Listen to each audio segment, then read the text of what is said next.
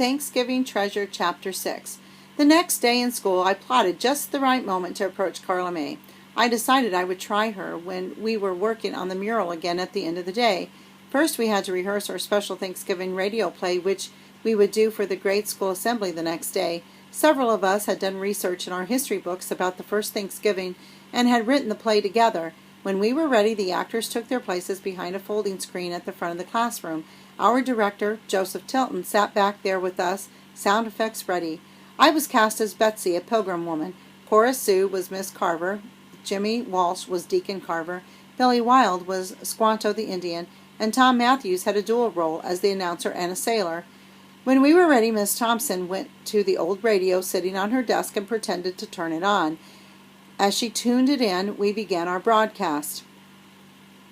From the heart of the busy metropolis of Clear River, Nebraska, crossroads of the world, we bring you Great Moments in History. Today, the first Thanksgiving. The year is 1620. The place, somewhere in the Atlantic Ocean.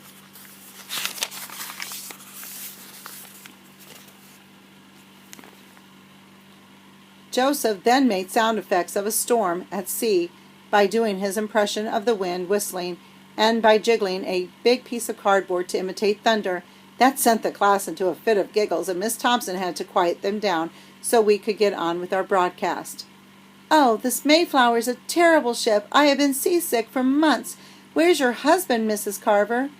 "The deacon is over there by the rail praying for land." "Land ho!" "His prayers have been answered." "Oh, look, what a beautiful cape."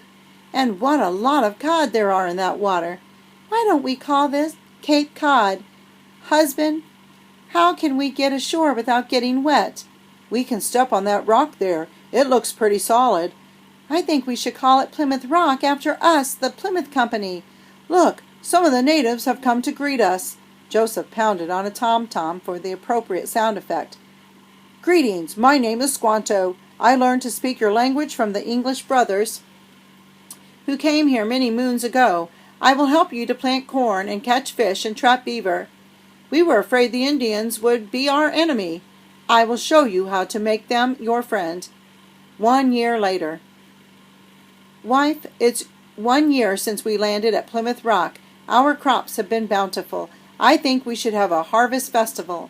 Good husband, we women will bake cornbread and make puddings. We'll roast some ducks and have shellfish and wild berries, and let's play some of our games from England.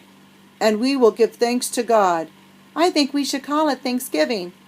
Good idea, Betsy, and I think we should invite Squanto and all the other Indians. Now, I must go shoot some turkeys." Joseph then smacked a wood slat on the tabletop to imitate gunshot, and we all gobbled and croaked like shot turkeys. This created an uproar in the classroom, and it took Miss Thompson a few moments to restore order. A few days later. "Let us drink to Squanto and our Indian friends and hope that this Thanksgiving will be celebrated for years to come and always will be a symbol of friendship to the world." Tune in again next month for another exciting chapter from Great Moments in History. The class applauded wildly, and we all stepped out from behind the screen and took our bows. Miss Thompson assured us that the whole assembly would like it equally well and sent us off to work on the mural. We were ready to start drawing the dinner scene with the Pilgrims and Indians. "You do the women and kids, and I'll do the men and Indians," Billy Wilde said to Carla May and Tanya and me. "Why?" I asked, puzzled. "Oh, because you're girls," he answered smugly. "Why should we paint women and kids just because we're girls?" I asked angrily. "Maybe we want to paint the Indians."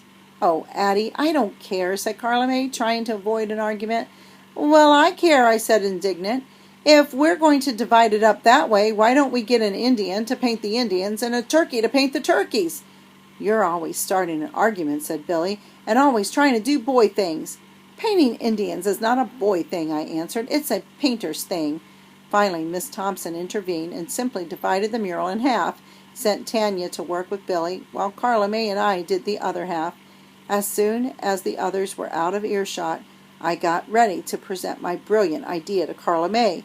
"Who's coming to your house for Thanksgiving dinner?" I asked her. Nobody, she said, then laughed. We're all going to my grandmother's house. She's having the whole family. Good, I said. Then she won't mind one more. Who? Carla May asked. I just got a terrific idea. You invite Mr. Rehnquist to have Thanksgiving dinner with you.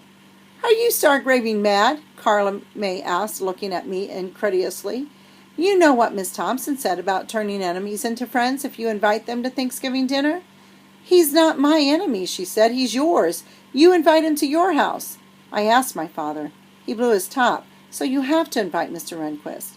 There are already 19 people coming, she said, exasperated. Great. Nobody will notice him. Forget it, she said. There won't be enough chairs. Please, I said. He'll bring his own. Absolutely not, said Carla May, and she went back to drawing. I felt momentarily defeated, but I had an alternate brilliant idea all ready to go. There's only one alternative, I told her. We'll have to take Thanksgiving dinner out there to him. You're crazy, she said. The only reason you want to go is to see that stupid horse. It is not. Besides, she went on, where are you going to get the dinner?